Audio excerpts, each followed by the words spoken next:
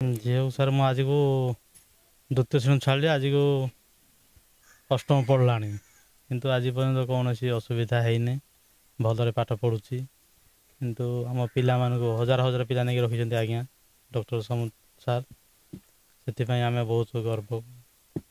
କିନ୍ତୁ ତାଙ୍କର ଉତ୍ତମ କାମକୁ ସହି ନପାରି ବିରୋଧୀମାନେ ବହୁତ କଥା କହିବେ, ଯେଉଁମାନେ କାମ ହେବ ନାହିଁ ଯାହା ହାତରେ, ସେମାନେ ଜଣେ ଭଲ ପାଠ ଦେଖାଇଲା ମାନେ ତାଙ୍କର ଉଦ୍ଦେଶ୍ୟ କ'ଣ କି ଏମାନେ ସବୁ ଚାପି ହେଇକି ରହିଯାଆନ୍ତୁ, ଆଦିବାସୀ ଏମାନେ ଚାପି ହେଇକି ରହିଯାଆନ୍ତୁ, ସେ ଯେଉଁ ଉଦ୍ଦେଶ୍ୟ ରଖି ତାକୁ ସବୁ ସେମିତି କହୁଛନ୍ତି।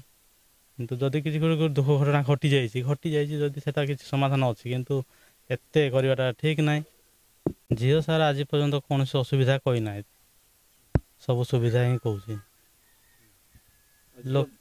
ଲୋକେ କହୁଛନ୍ତି ନାଇଁ କି ସେ ଖାଇବାକୁ ପାଉନାହାନ୍ତି ପିଲା ଗୁଡ଼ାକ, କିନ୍ତୁ ଝିଅକୁ ପଚାରୁଛୁ ଆମେ ଖାଇ ପାରୁନାହିଁ ବାପା ଫିଙ୍ଗୁଛୁ ବୋଲି କହୁଛି। ସେ ଓଲଟା ପକେଇବା ପର୍ଯ୍ୟନ୍ତ ଦଉଛନ୍ତି, ନାଇଁ ନାଇଁ ବୋଲି ପକେଇଦେଲେ ଆମେ ସେଇଟା ପକାଉଛୁ ନା, ଆଉ ଅଭାବ ହେଉନାହିଁ ଆମର ଆଜି ପର୍ଯ୍ୟନ୍ତ ବୋଲି କହୁଛନ୍ତି। ବହୁତ ଖୁସିରେ ଅଛି ଝିଅ ବି ଆମର ସେଠି, ଆମେ ବି ଖୁସି ଅନୁଭବ କରୁଛୁ ଆଉ।